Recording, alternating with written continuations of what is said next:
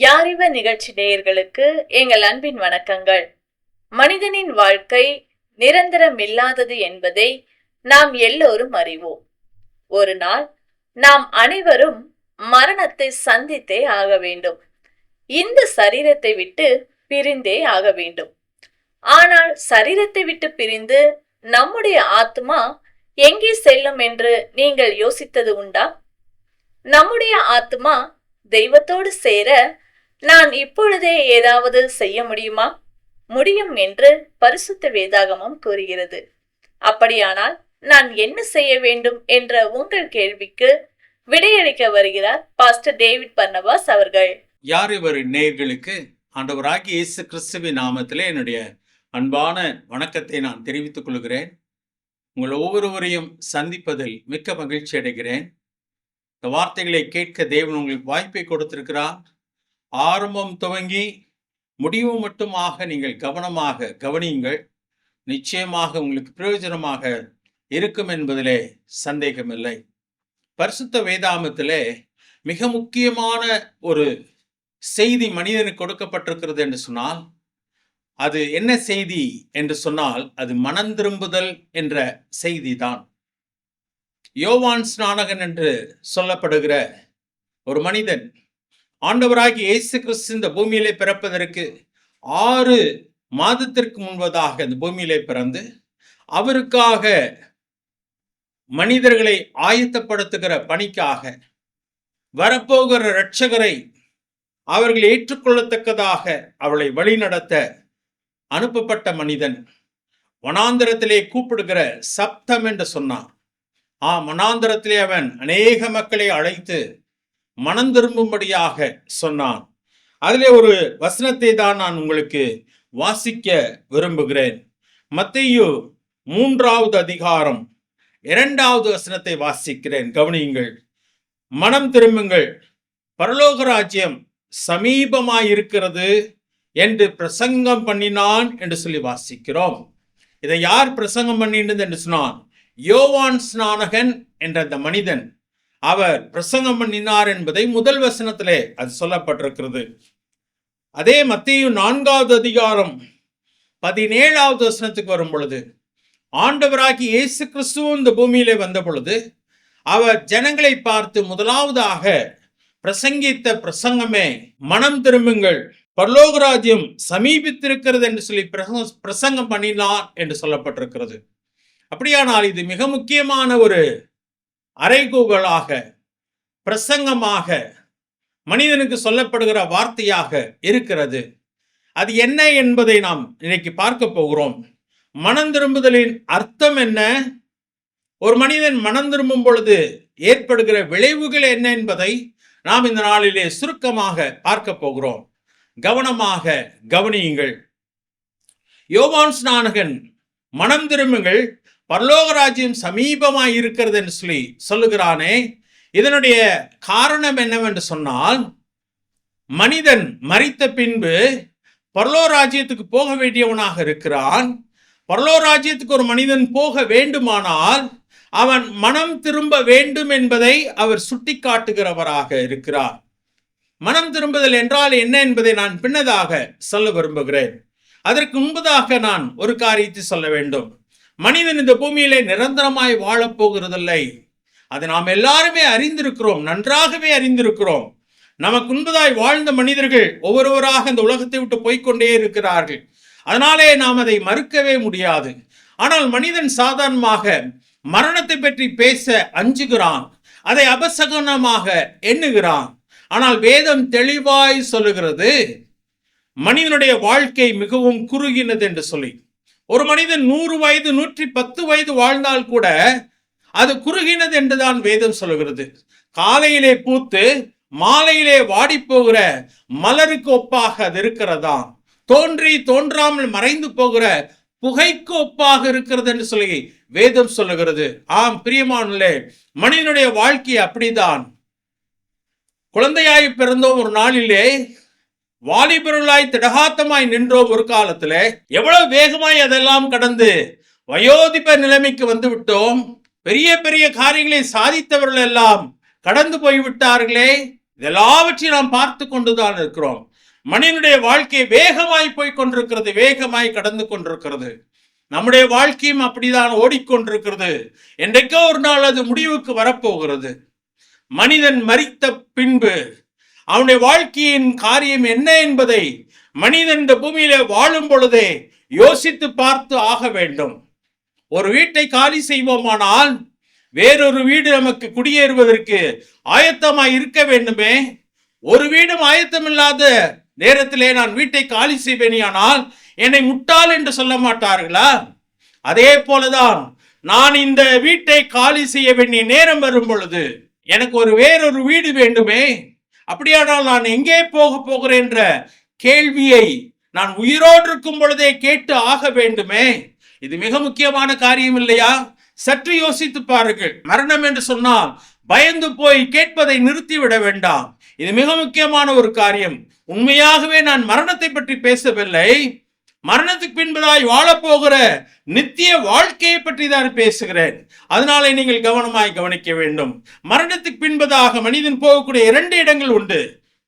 2 இடத்துல ஏதாவது ஒரு இடத்திற்கு தான் அவன் போக முடியும். ஒன்று, அவன் தெய்வம் வாழுகிற பரலோக ராஜ்யத்துக்கு, தேவனுடைய ராஜ்யத்திற்கு அல்லது சொர்க்கத்துக்கு அவன் போகலாம். ஆனால் இப்பொழுது இருக்கிற பாவத்தோடு கூட அவன் அங்கே போக முடியாது.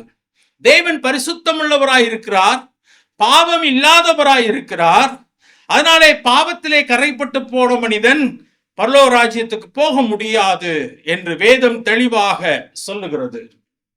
அப்படியானால் பாவம் செய்த மனிதன் எங்கே போகிறான் என்று சொன்னால், எல்லா மதமும் ஒத்துக்கொள்ளுகிறது பாவம் செய்த மனிதனுக்கு தண்டனை உண்டு என்று சொல்லி.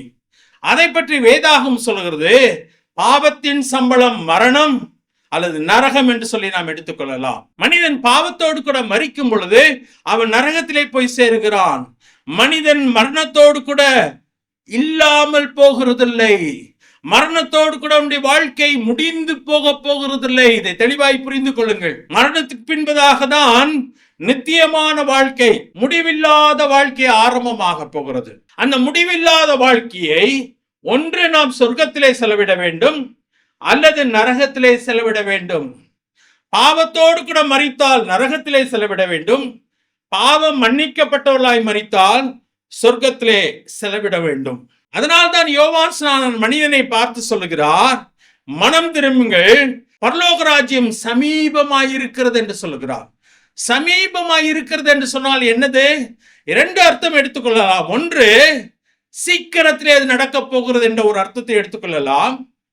அல்லது எளிதாக நீ பரலோக ராஜ்யத்துக்கு போக முடியும் என்பதையும் நீங்கள் எடுத்துக்கொள்ளலாம்.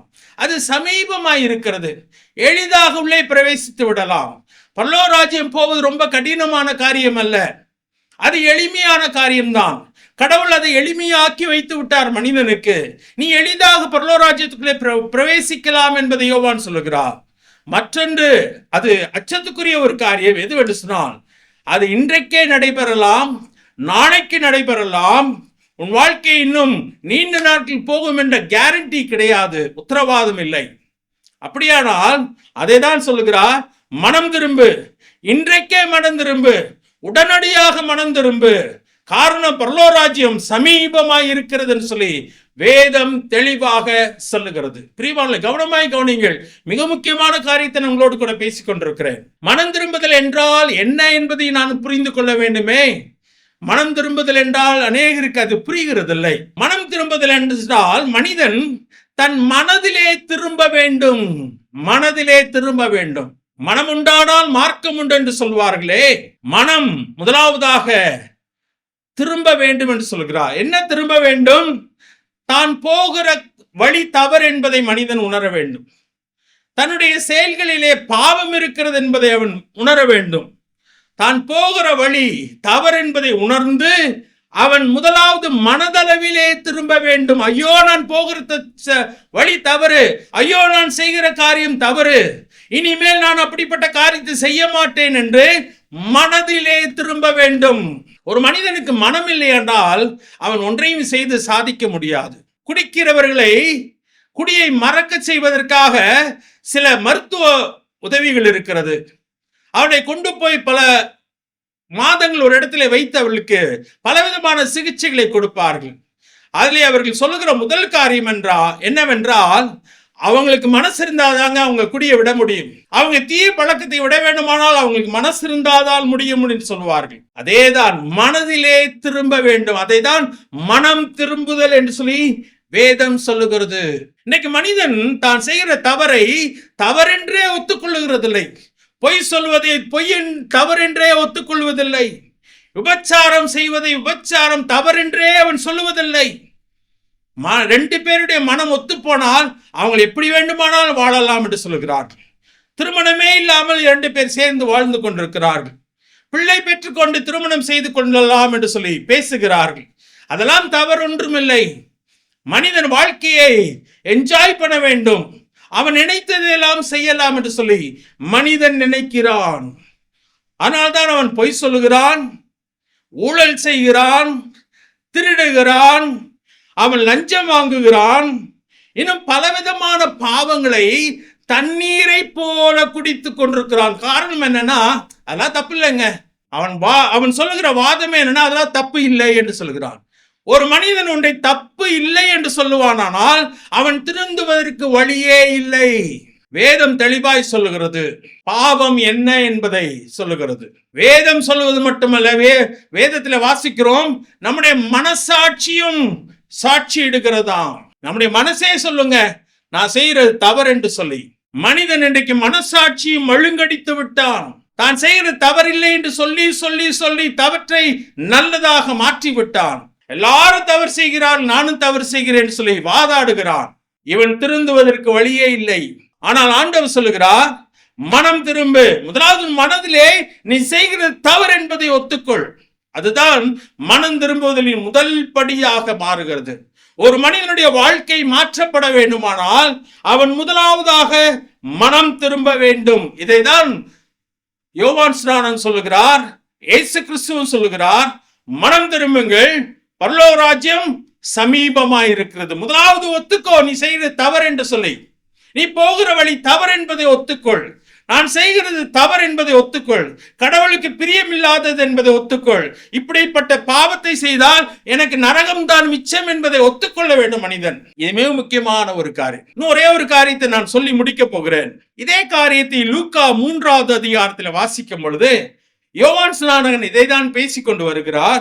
மனம் திரும்புங்கள், பரலோக ராஜ்யம் சமீபமாய் இருக்கிறது என்று சொல்லிவிட்டு 3வது வசனத்திலும் 4ஆம் வசனத்திலும் லூக்கா 3வது அதிகாரம் 3:4 சொல்கிறார், கர்த்தருக்கு வழியை ஆயத்தப்படுத்துங்கள், அவருக்கு பாதைகளை செவை பண்ணுங்கள் என்றும், பள்ளங்கள் எல்லாம் நிரப்பப்படும், சகல மலைகளும் குன்றுகளும் தாழ்த்தப்படும், கோணலானவைகள் செவையாகும், கரடானவைகள் சமமாகும் என்றும் என்று சொல்லி வாசிக்கிறோம். அங்கே சொல்லுகிறார், கர்த்தருக்கு வழியை ஆயத்தப்படுத்து. முதலாவதாக மனிதன் மனம் திரும்ப வேண்டும் என்பதை சொல்லிவிட்டேன். மனம் திரும்புதல் என்றால் என்ன என்பதை சொல்லிவிட்டேன். மனதளவிலே அவன் தான் செய்கிற தவறு என்பதை ஒத்துக்கொள்ளும் பொழுது அவன் என்ன செய்கிறானாம், கர்த்தருக்கு வழியை ஆயத்தப்படுத்துகிறான். யோவான் ஸ்நானன் இதை பற்றி பேசும் பொழுது, இரட்சகர் வரப்போகிறார், நீ கர்த்தருக்கு வழியை ஆயத்தப்படுத்து என்று சொல்கிறார். இரட்சகர் தான் கர்த்தராக இருக்கிறார். அந்த கர்த்தருக்கு உன் வழியை ஆயத்தப்படுத்து என்று சொல்லும் பொழுது அவருக்கு சாலையெல்லாம் அமைத்து கொடு என்று சொல்லவில்லை, ரோடு போட சொல்லவில்லை. பதிலாக உன் மனதை ஆயத்தப்படுத்து. உன் வாழ்க்கையிலே அவர் பிரவேசிக்க வேண்டும். உன் வாழ்க்கையிலே அவர் உள்ளே வந்து உன் வாழ்க்கையை அவர் மாற்ற விரும்புகிறார் என்பதை சொல்லுகிறார். இது மிக முக்கியமான காரியம். உங்களால் புரிந்து கொள்ள முடியும் என்று நான் நம்புகிறேன். தேவன் உங்கள் வாழ்க்கையிலே மாற்றத்தை கொண்டு வர விரும்புகிறார். மாற்றத்தை கொண்டு வர விரும்புகிற ஆண்டவர் சொல்லுகிறார், முதலாவதாக நீ செய்கிற தவறு என்பதை ஒத்துக்கொள், பின்பதாக நான் உன் வாழ்க்கையிலே பெரிய மாற்றத்தை கொண்டு வருவேன் என்பதை சொல்லுகிறார். அதை தான் 3ஆம் வசனத்தில் வாசிக்கும் பொழுது, அப்பொழுது கர்த்தருக்கு வழியை ஆயத்தப்படுங்கள், அவருக்கு பாதைகளை செவ்வை பண்ணுங்கள் என்று சொல்கிறார். உங்கள் வாழ்க்கையிலே தேவன் செயல்படுவதற்கு உங்கள் வாழ்க்கையை விட்டுக் கொடுங்கள். ஆண்டவரே, என்னால என்னை மாற்ற முடியவில்லை. ஆண்டவரே, நான் போகிற வழி தவறு என்பதை நான் உணர்கிறேன். ஐயோ, நான் பாவத்தை செய்து கொண்டிருக்கிறேன், கேடான காரியத்தை செய்து கொண்டிருக்கிறேன். ஐயோ, நான் நரகத்தை நோக்கி போய் கொண்டிருக்கிறேன். ஆண்டவரே, நான் பரலோகத்திற்கு வர வேண்டும் என்று சொல்லி நீங்கள் ஆண்டவரிடத்திலே கேட்பீர்களானால், அதுதான் வழியை ஆயத்தப்படுத்துதல். உங்கள் வாழ்க்கையை ஆண்டவருக்கு திறந்து கொடுத்தல், ஆண்டவர் உங்கள் வாழ்க்கைக்குள்ளே வருவதற்கு இடம் கொடுத்தல், அதை தான் சொல்லுகிறார். அப்படி ஒரு மனிதன் செய்யும் போது 4வது வசனத்தை வாசிக்கிறேன், கவனியுங்கள். பள்ளங்கள் எல்லாம் நிரப்பப்படும், சகல மலைகளும் குன்றுகளும் தாழ்த்தப்படும், கோணலானவைகள் செவையாகும், கரடானவைகள் சமமாகும் என்று சொல்லி சொல்லுகிறார். பிரியமானவர்களே, நம்முடைய வாழ்க்கையை நம்மாலே மாற்ற முடியுமா என்று சொன்னால் முடியாதுங்க. மதங்கள் நம்முடைய வாழ்க்கையை மாற்றிவிட முடியுமா? முடியாதுங்க. இந்த உலகத்தில் இருக்கிற மதங்களின் எண்ணிக்கையை பார்க்கும் பொழுது மதங்கள் நம்முடைய வாழ்க்கையை மாற்ற முடியுமானால் எல்லாரும் நல்லவர்களா இருக்க வேண்டுமே. மனிதனால் மனிதனுடைய வாழ்க்கையை மாற்ற முடியாது. ஆனால் தேவன் மாற்ற விரும்புகிறார். நாம் அவருக்கு இடம் கொடுப்போமானால், நாம் மனம் திரும்புவோமானால், தேவனின் வாழ்க்கையிலே பிரவேசித்து என் வாழ்க்கையை மாற்ற நான் இடம் கொடுப்பேனேயானால், ஆண்டவர் சொல்லுகிறார், பள்ளங்கள் எல்லாம் நிரப்பப்படும், சகல மலைகளும் குன்றுகளும் தாழ்த்தப்படும், கோணலானவைகள் செவையாகும், கரடானவைகள் சமமாகும். இதை பற்றி சொல்லும் பொழுது அது அப்படியே நம்முடைய வாழ்க்கையை படம் பிடித்து காட்டுவது போல இல்லையா? நம்முடைய வாழ்க்கை தான் கோணல் மாணலாக இருக்கிறது, பள்ளங்களாக இருக்கிறது, குன்றுகளாக மலைகளாக இருக்கிறது, கோணலானவைகளாக இருக்கிறது, கரடு முரடா இருக்கிறது. ஆண்டவர் நம்முடைய வாழ்க்கையை அப்படியே செவைப்படுத்துவார், நம்முடைய வாழ்க்கையை நேராக்குவார், நம்முடைய வாழ்க்கையில் இருக்கிற அசுத்தங்களை அவர் எடுத்து போடுவார். என் வாழ்க்கை ஒரு புதிய வாழ்க்கையாக மாறும் என்று சொல்லி வேதம் தெளிவாக சொல்லுகிறது. 2 கொரிந்தியர் 5வது அதிகாரம் 17வது வசனத்திலே வாசிக்கும் பொழுது, ஒருவன் கிறிஸ்துவுக்குள் இருப்பானேயானால், ஒருவன் கிறிஸ்துவுக்குள் வருவானேயானால், கிறிஸ்து என்று சொன்னால் இந்த இரட்சகரிடத்திலே வருவானேயானால், அவன் புது சிருஷ்டியாக மாறுகிறான். பழையவைகள் ஒளிந்து போயின, எல்லாம் புதிதாயின என்று சொல்லி வேதம் சொல்லுகிறது. நம்முடைய வாழ்க்கையின் அசுத்தங்கள், பழமைகள் எல்லாவற்றையும் மாற்றி என்னை ஒரு புது சிருஷ்டியாக அவர் மாற்றுகிறார். இது பெரிய உண்மை. பிரியமானவர்களே, இதைதான் யோவான் ஸ்நானன் சொல்லுகிறார், மனம் திரும்புங்கள், பரலோகராஜ்யம் சமீபமாயிருக்கிறது. ரொம்ப நாள் இல்லைங்க, ரொம்ப நாள் வாழுவேன் என்பதற்கு ஒன்றுமே உறுதி இல்லை. நாளைக்கு நான் உயிரோடு இருப்பேனா என்பது எனக்கு தெரியவில்லை. நாளைக்கு நான் உயிரோடு இருப்பேனா என்பது எனக்கு தெரியவில்லை. எவ்வளவு காலம் எனக்கு கொடுக்கப்பட்டிருக்கு என்பது எனக்கு தெரியாது.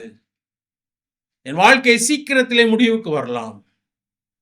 பரலோக ராஜ்யம் போவது ரொம்ப கடினமான ஒரு காரியம் இல்லை. நீங்கள் நீண்ட தூரம் பிரயாணம் பண்ண வேண்டிய அவசியம் இல்லை. உங்கள் வாழ்க்கையிலே கடினமான காரியங்களை செய்ய வேண்டிய அவசியம் இல்லை. பெரிய காணிக்கைகளை கொடுக்க வேண்டிய அவசியம் இல்லை. நீங்களே மாறிவிடுங்கள் என்று வேதம் சொல்லவில்லை. நம்மால் மாற முடியாது என்றுதான் வேதம் சொல்கிறது. நாம் செய்ய வேண்டிய ஒரே ஒரு காரியம், மனம் திரும்ப வேண்டும். நான் செய்கிறது தவறு என்பதை ஒத்துக்கொள்ள வேண்டும். ஒத்துக்கொண்டு ஆண்டவரிடத்திலே போய், ஆண்டவரே, நான் நரகம் போக விரும்பவில்லை, நான் பரலோக ராஜ்யத்துக்கு போக விரும்புகிறேன், என் வாழ்க்கை மாற வேண்டும், என் வாழ்க்கை எனக்கே பிடிக்கல என்று சொல்லி உண்மையே நான் ஒத்துக்கொள்வேன். ஆனால் அவர் என் வாழ்க்கையின் பள்ளங்களையும் கரடு முரடானவைகளையும் கோணலானவைகளையும் மாற்றுகிறவராக இருக்கிறார். என்னை ஒரு புது சிருஷ்டியாக மாற்றுகிறவராக இருக்கிறார். இது சத்தியம். பிரியமானவர்களே, எங்களுடைய வாழ்க்கையை அவர் மாற்றி இருக்கிறார். நாங்கள் அதற்கு சாட்சிகளாக இருக்கிறோம். எங்கள் வாழ்க்கையில தேவன் புதிய ஒரு திருப்பத்தை கொண்டு வந்தார். நாங்கள் கொண்டு வரவில்லை, எங்கள் ஆண்டவர் அதை கொண்டு வந்தார். இந்த இயேசு கிறிஸ்து அதை கொண்டு வந்தார். உங்கள் வாழ்க்கையிலும் அதை செய்வார். உங்களுடைய தீய பழக்கங்களை மாற்றுவார், கொடிய காரியங்களை மாற்றுவார், உங்களை அழித்து கொண்டிருக்கிற காரியங்களை அவர் மாற்றுவார், பெரிய மாற்றங்களை கொண்டு வருவார். இந்த நல்ல செய்தி உங்களத்தில் விட்டு வைத்து போகிறோம். நீங்கள் இதை குறித்து யோசித்து பாருங்கள். தேவன் உங்களை நேசிக்கிறார், அவரிடத்தில் வரும்படியாக அழைக்கிறார், உங்களுக்காக பரலோக ராஜ்யத்தை ஆயத்தம் பண்ணி வைத்திருக்கிறார். நீங்கள் அங்கே வந்து நித்தியமாய் வாழ வேண்டும் என்று சொல்லி ஆசைப்படுகிறார். அவரிடத்தில் வாருங்கள், அவருடைய ஆசீர்வாதத்தை பெற்றுக்கொள்ளுங்கள். இதை குறித்து அதிகமாய் அறிந்து கொள்ள விரும்பினால் எங்களோடு கூட நீங்கள் தொடர்பு கொள்ளலாம். உங்களுக்கு அநேக காரியங்களை எடுத்து சொல்ல விரும்புகிறோம். கர்த்தர் தாமே உங்களை ஆசீர்வதிப்பாராக. நீங்கள் இயேசுவின் அன்பையும் பாவ மன்னிப்பையும் நித்திய ஜீவனையும் பெற்றுக்கொள்ள வேண்டுமானால் அவரே உங்கள் பாவத்திற்காக தேவன் அருளிய பலி என உணர்ந்து விசுவாசத்துடன் அவரை உங்கள் வாழ்க்கையில் ஏற்றுக்கொள்ளுங்கள்.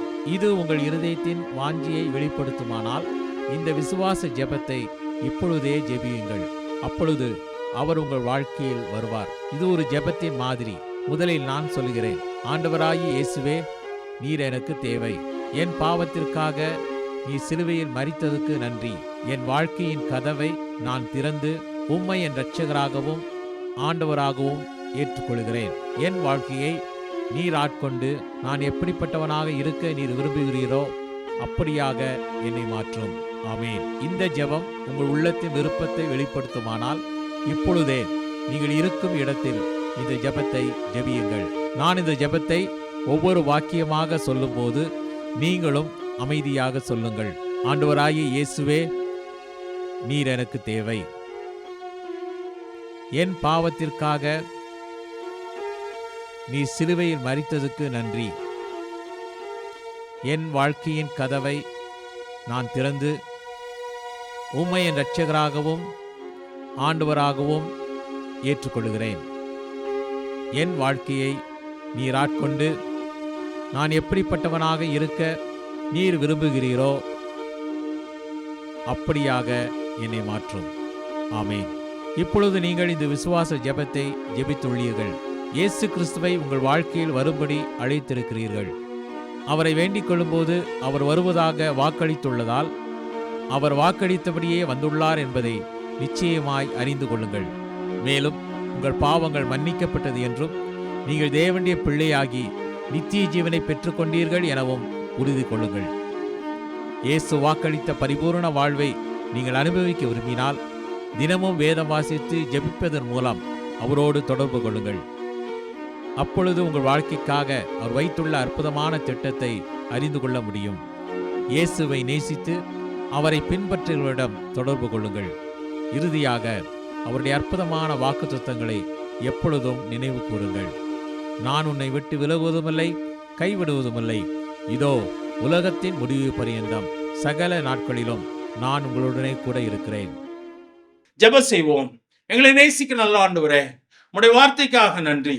மனம் திரும்புங்கள், பரலோராஜ்யம் சமீபமாயிருக்கிறது என்று சொன்னீரே. ஆமா ஆண்டவரே, பரலோராஜ்யம் சமீபமாயிருக்கிறது.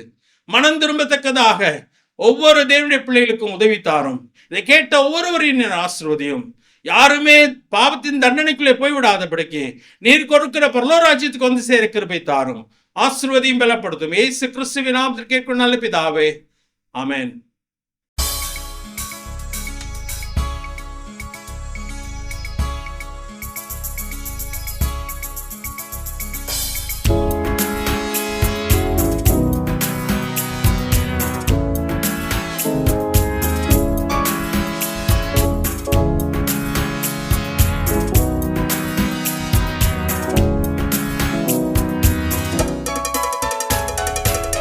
உலக மாயையிலே உழலும் என் நண்பா, உலகம் ஒரு நாள் கைவிடும் போது நீ எங்கே நண்பா, என் நண்பா நீ எங்கே நண்பா. உலக மாயையிலே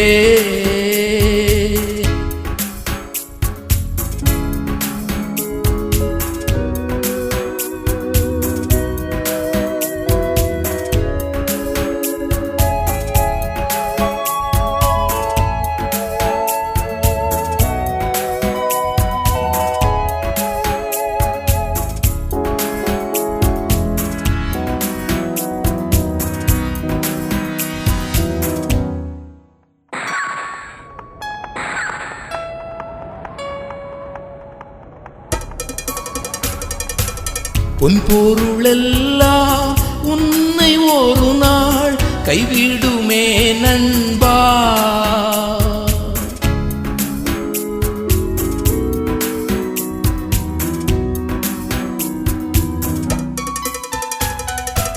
பொன் பொருளெல்லாம் உன்னை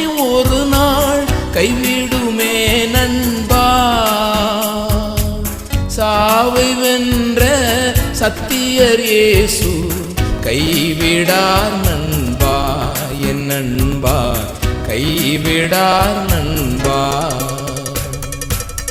உலக மாயையிலே உழலும் என் நண்பா, உலகம் ஒரு நாள் கைவிடும் போது நீ எங்கே நண்பா, என் நண்பா நீ எங்கே நண்பா. உலக மாயையிலே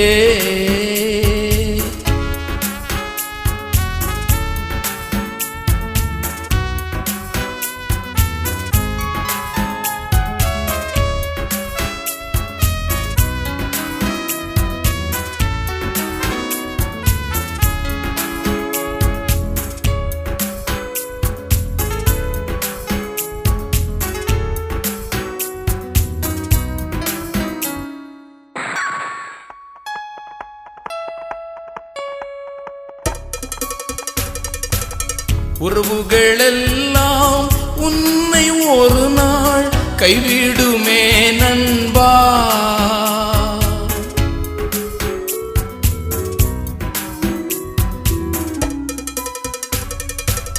உறவுகளெல்லாம் உன்னை ஒரு நாள் கைவிடுமே நண்பா. உத்தமரான சத்தியர் இயேசு கைவிடார் நண்பா, என் நண்பா கைவிடார் நண்பா. உலக மாயையிலே உழலும் என் நண்பா, உலகம் ஒரு நாள் கைவிடும் போது நீ எங்கே நண்பா, என் நண்பா நீ எங்கே நண்பா. உலக மாயையிலே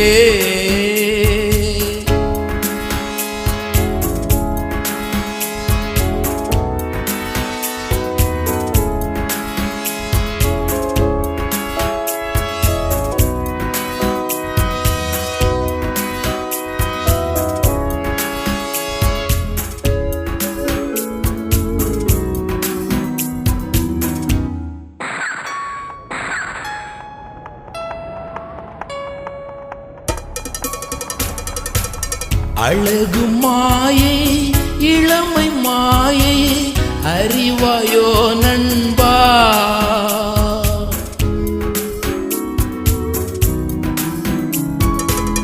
அழகு மாயை இளமை மாயை அறிவாயோ நண்பா. அன்பான இயேசு அழைக்கிறாரே, வந்திடுவாய் நண்பா, என் நண்பா வந்திடுவாய் நண்பா. உலக மாயையிலே உழலும் என் நண்பா, உலகம் ஒரு நாள் கைவிடும் போது நீ எங்கே நண்பா, என் நண்பா நீ எங்கே நண்பா. உலக மாயையிலே உழலும் என் நண்பா, உலகம் ஒரு நாள் கைவிடும் போது நீ எங்கே நண்பா, என் நண்பா நீ எங்கே நண்பா. நேயர்களே, மனிதனின் மரணத்திற்கு பின்னதாகவே நித்தியமான வாழ்க்கை இருக்கிறது என்றும், சொர்க்கம் அல்லது நரகம் என்ற 2 இடங்களில் ஏதேனும் ஒரு இடத்திற்கே போக முடியும் என்றும் இப்போது கேட்டிருக்கிறீர்கள். நாம் சொர்க்கத்திற்கு போவதற்கு தடையாயிருப்பது நம்முடைய பாவமே. இந்த பாவத்திலிருந்தும் அதன் தண்டனையிலிருந்தும் நம்மை விடுதலை செய்து பரலோகத்தில் சேர்க்கவே தெய்வமான இயேசு கிறிஸ்து மனிதனாக வந்து நமக்காக சிலுவையில் ரத்தம் சிந்தி மரித்தார். மரித்து அடக்கம் பண்ணப்பட்டு 3ஆம் நாள் உயிரோடு எழுந்து இன்றைக்கும் ஜீவிக்கின்றார். நம்முடைய தண்டனையை அவர் ஏற்றுக்கொண்டதன் மூலமாக பரலோகத்திற்கு போகும் வழியை இயேசு கிறிஸ்து உண்டு பண்ணி வைத்திருக்கிறார். நீங்கள் செய்ய வேண்டியது ஒன்றுதான். மனம் திரும்ப வேண்டும். அதாவது உங்களுடைய பாவத்தை ஒத்துக்கொண்டு, கர்த்தராகிய இயேசு கிறிஸ்து என்னுடைய பாவங்களுக்காக சிலுவையில் மரித்து அடக்கம் பண்ணப்பட்டு 3ஆம் நாள் உயிரோடு எழுந்தார் என்று நம்பி இயேசு கிறிஸ்துவுக்கு நேராக உங்கள் மனதை திருப்ப வேண்டும். இந்த பூமியில் உயிர் வாழும் காலத்திலேயே இதை செய்ய வேண்டும். மரணத்திற்கு பின்பு மனிதனுக்கு வாய்ப்பே இல்லை. நீங்கள் மனதிரும்ப ஆயத்தமாயிருக்கிறீர்களா? சிந்தித்து தீர்மானம் எடுங்கள். உங்கள் கேள்விகள் மற்றும் சந்தேகங்களுக்கு விடை தெரிந்து கொள்ளவும் தயக்கமின்றி எங்களை தொடர்பு கொள்ளுங்கள். எங்கள் முகவரி: ஒளியும் வாழ்வும் இயக்கம், C26, ஜெய்நகர், திருவெரும்பூர், திருச்சிராப்பள்ளி 620013. அலைபேசி எண் 7598137441 மற்றும் 9487007441. Email ID tv@lala.org.in. நேயர்களே, இன்றைய நிகழ்ச்சி உங்கள் வாழ்க்கையில் நல்ல தீர்மானங்கள் எடுக்க உதவி இருக்கும் என்று நாங்கள் நம்புகிறோம். இந்த நிகழ்ச்சி உங்களுக்கு பயனுள்ளதாக இருந்தால் மற்றவர்களுக்கு பகிருங்கள். ஒளியும் வாழ்வும் இயக்கத்தின் சார்பாக உங்களுக்கு எங்கள் வாழ்த்துக்கள். நன்றி, வணக்கம்.